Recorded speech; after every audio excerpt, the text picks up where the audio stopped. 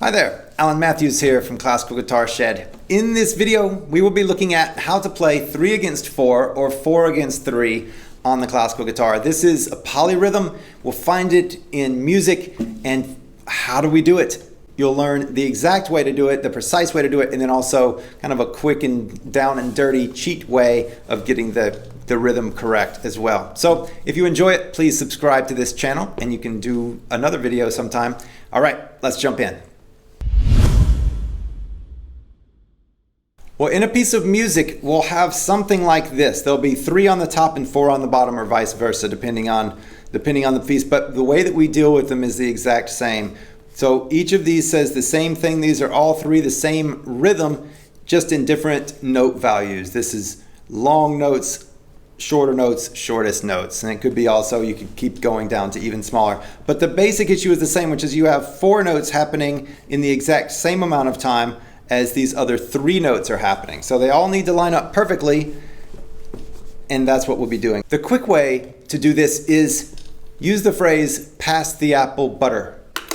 Pass the apple butter, pass the apple butter. This is something we learned in school. So just as a quick way to remember it. Pass the apple butter, pass the apple butter, pass the apple butter. And if you can get it into your head, you practice it a little bit, it becomes a very quick thing. What it doesn't give you is which notes are the top and which are the bottom. It's just the conglomerate rhythm. So it's everything together is that. So how do we go? So this is pass the apple butter.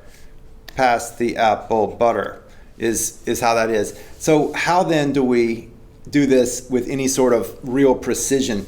And the way to do this is to find the common denominator between 3 and 4. Flashback to math class. We can also just multiply them together, and that's probably the answer. In this case it is, it's 12. So then to make this, we need 12 on the top and 12 on the bottom. That means for these 4, we'll make them into triplets. And then on the top, they need to be 4 for each, because 4, and then so we'll make, because they're half notes right now, we'll make them into eighth notes. And so there'll be 4 eighth notes. And so then it ends up looking like that right there. Once we have that, we can look at how all of it lines up. So now we know if we have 3 in the bottom, then we can use our brackets here, and we know, and we can just put accents. 1, 2, 3, 4 on the bottom, and 1, 2, 3 on the top. And we can look exactly how these line up. We can count it and say 1, and so 1, you can just count to 12 if you wanted to, and it's 1, 2, 3, 4, 5, 6, 7, 8, 9, 10, 11, 12. So you could do it that way. 1, 2, 3, 4, 5, 6, 7, 8, 9, 10. Something like that.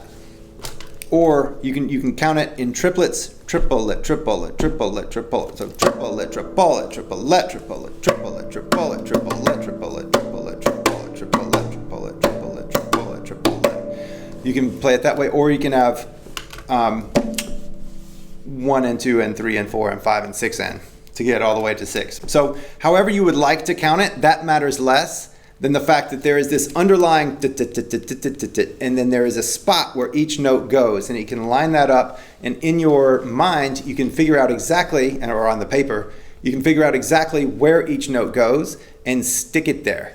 And that will enable you to be very precise with your placement of each of the rhythms instead of just blending them together, such as using something like pass the apple butter.